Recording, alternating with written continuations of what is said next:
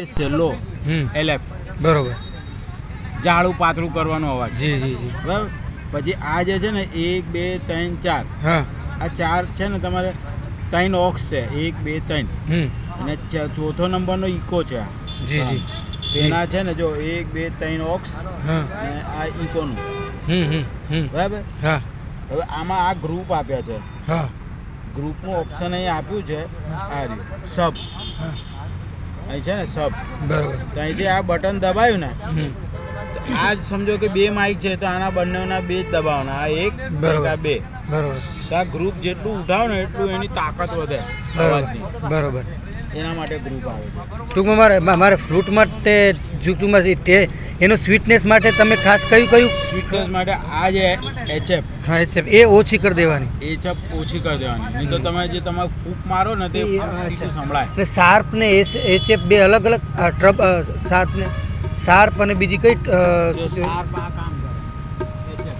અચ્છા બરોબર. એ એચએફ કામ કરે ને મીડ બે આ કામ કરે. બરોબર. શાર્પ હાઈઝ કેને કહેવાય? આ આને જ કહેવાય ને એચએફ. એચએફ ને શાર્પ બે એક જ. ઓકે, નામ અલગ છે. એચએફ બરોબર. આ શેના માટેનું? આ જે એક ચેનલ છે ને એનું બેલેન્સ છે. આ તમે આમ કરી દો ને તો તમારા એલમાં વાગે. બરોબર. અને આમ કરી દો ને તો રાઈટમાં વાગે. બરોબર. આ રાઈટમાં. બરોબર. એટલે એ બંનેનું બેલેન્સ આપ્યું છે. બરોબર. આ બેઝ અને હા બસ ઓકે પછી ઓકે. આ જે છે ને આ સ્વિચ એના માટે આપી છે. આ છે ને 100 HZ.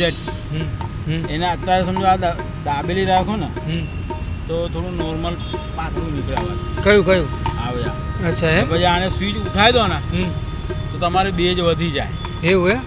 હા, એના માટે આ સિસ્ટમ આપી. બરોબર. એ મારામાં તમે દબાયેલી રાખો છો ઉપર રાખો છો? ઉપર ને? નહીં, તમારામાં થોડી આમ દબાયેલી રાખું છું મેં. આ લીધો. તો શું થાય એનાથી? અવાજ બહુ પછી જાડું બી કામનું નહીં.